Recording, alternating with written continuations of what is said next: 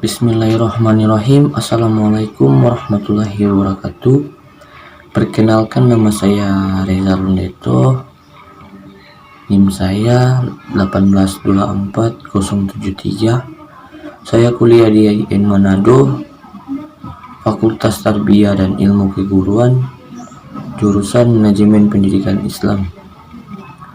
Saat ini saya sebagai pemateri dari mata kuliah Manajemen Personalia Pendidikan, dengan materi yang dibawakan adalah pengembangan pemberdayaan sumber manusia.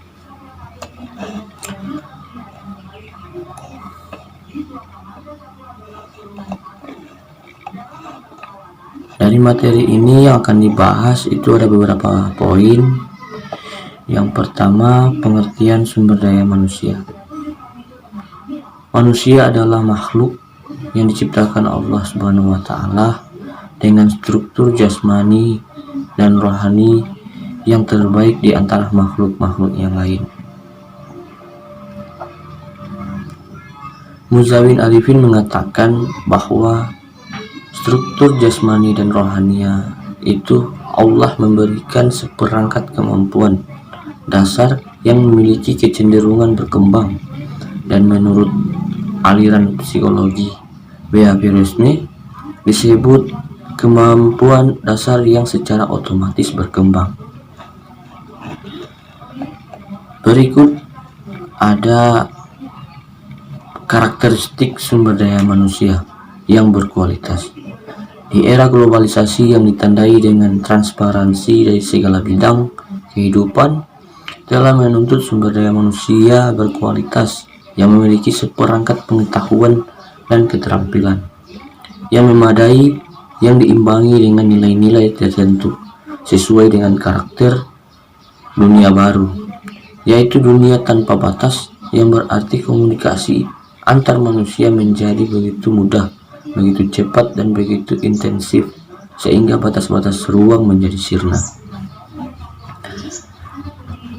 Adapun nilai-nilai tersebut antara lain profesionalisme, kompetitif dan efektif dan efisien dalam kata kerja, sehingga fungsi pendidikan tidak sekedar sebagai agent of knowledge, akan tetapi harus mampu mengakomodir pengalaman, keterampilan, dan nilai-nilai globalisasi dalam satu paket pendidikan.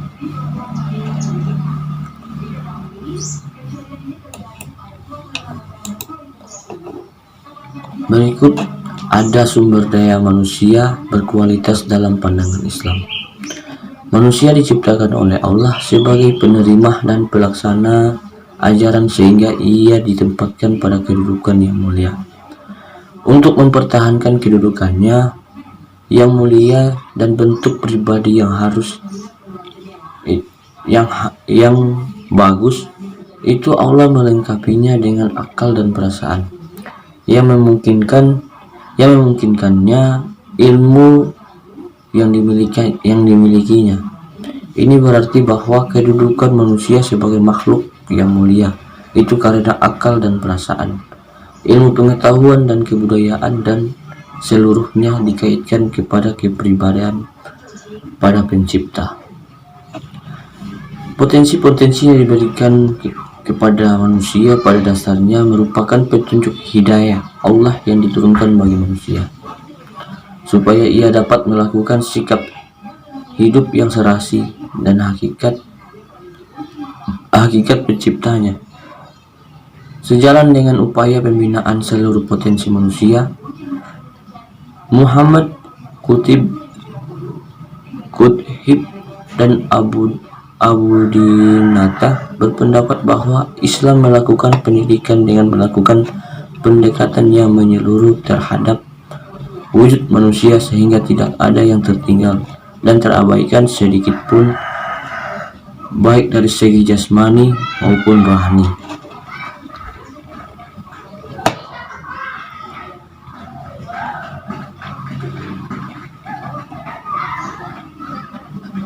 Poin berikut yaitu konsep pengembangan sumber daya manusia.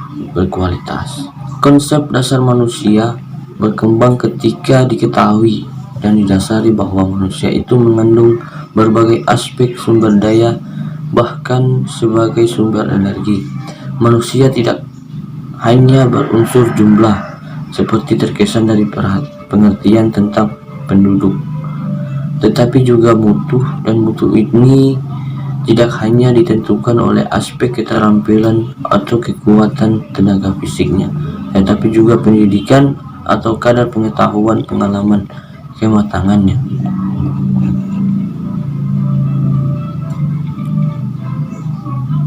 Berikut konsep strategi pendidikan dalam meningkatkan mutu sumber daya manusia.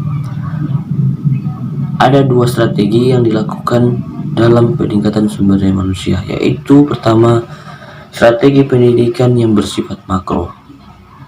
Strategi pendidikan yang bersifat makro biasa dilakukan oleh para pengambil keputusan dan pembuat perencana pendidikan, education planner, atau dalam hal ini adalah pemerintah.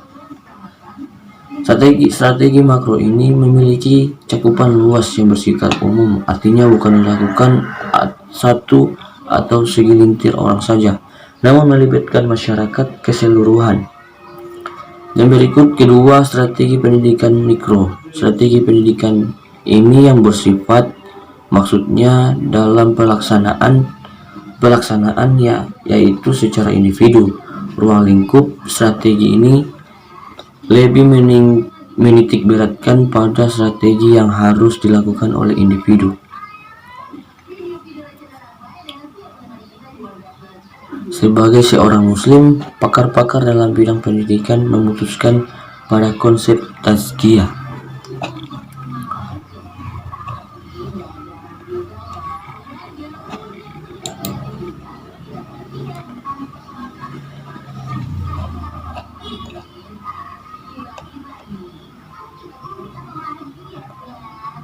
Yang ketiga, penerapan sistem pendidikan secara makro dan mikro. Dalam penerapan sistem pendidikan baik secara makro maupun mikro bertujuan untuk meningkatkan mutu berbasis sekolah, yang nantinya diharapkan sekolah dapat bekerja dalam koridor-koridor tertentu, antara lain sebagai berikut.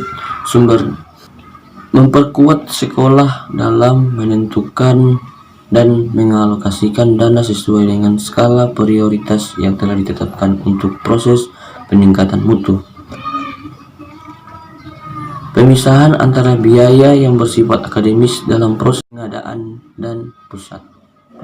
dan penggunaan kebutuhan birokrasi pusat. Yang terakhir 4, kebijakan yang telah ditetapkan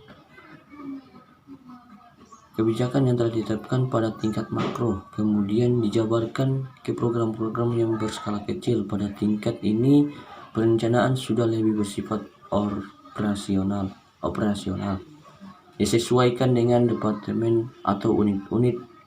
Menurut Pidarta, perencanaan meso adalah perencanaan yang ruang lingkupnya mencakup wilayah pendidikan tertentu, misalnya suatu provinsi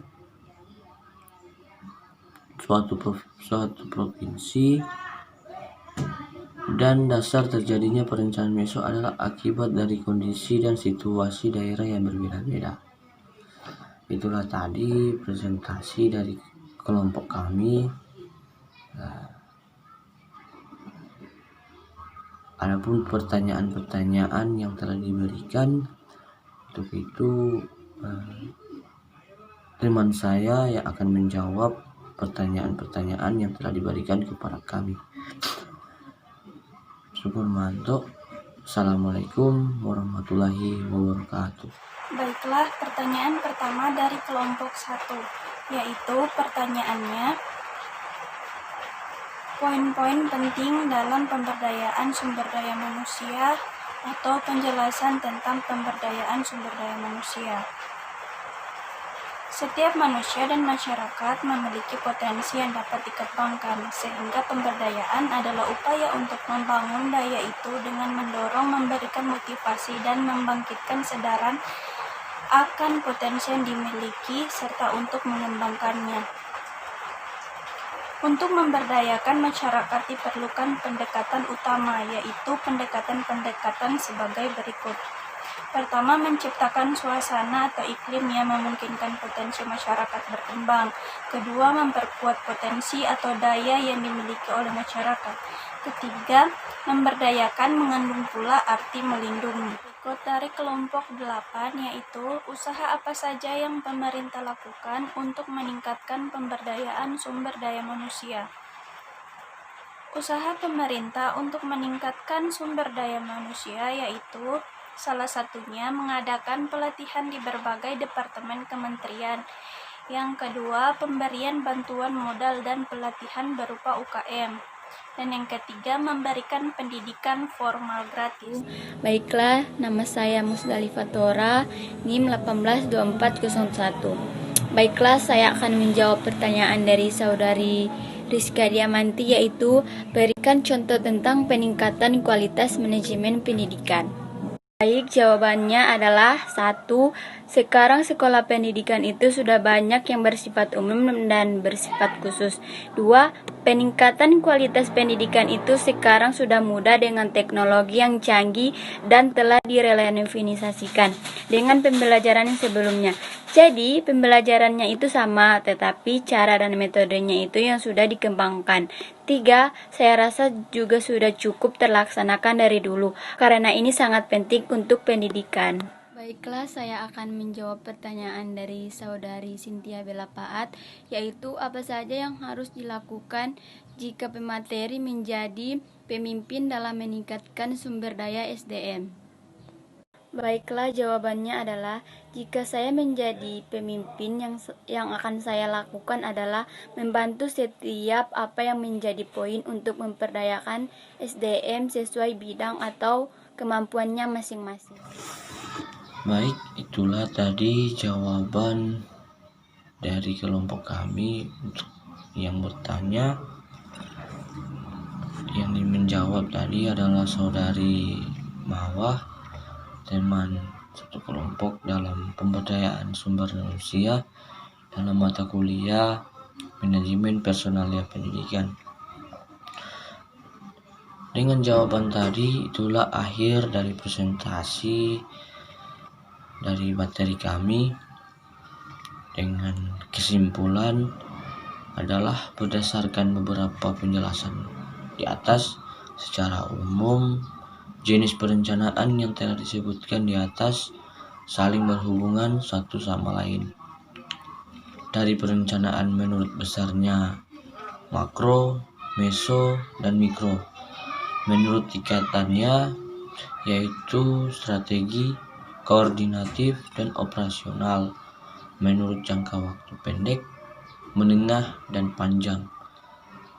Serta menurut arah perencanaan makro tidak boleh lepas dari perencanaan meso dan perencanaan makro. Langkah dalam merancang perencanaan mikro tidak boleh keluar dari aturan yang telah dibuat perencanaan meso dan perencanaan mikro. Tidak boleh melanggar perencanaan makro. Itulah kesimpulan dari materi kami. Bila ada banyak kekurangan, mohon maaf. Wabillahi taufiq wal hidayah. Syukur manto. Assalamualaikum warahmatullahi wabarakatuh.